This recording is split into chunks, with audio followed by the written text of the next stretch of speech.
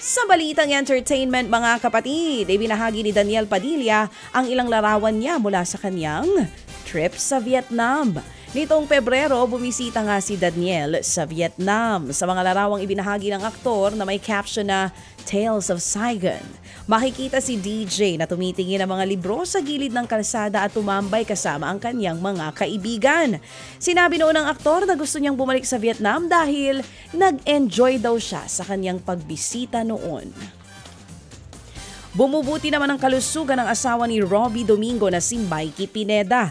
Ayon kay Robbie, binigyan na raw ng go signal si Mikey na makabalik sa trabaho. Nakikipaglaban po si Mikey sa isang rare autoimmune disease. Ang kwento ng kanyang asawang si Robbie, kailangan mag-workout at kumain ng tama ng kanyang asawa dahil sa sitwasyon nito. Umaasa rin sina Robbie at Mikey na papayagan na silang magkaroon ng baby. Nitong Enero lamang nang ikasal ang dalawa. Ipagdiriwang naman ni Darren Espanto ang kanyang ika-10 taon sa entertainment industry sa pamamagitan po ng isang concert.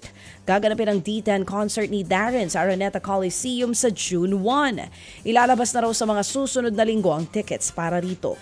2014 nagsimula ang music career ni Darren sa The Voice Kids.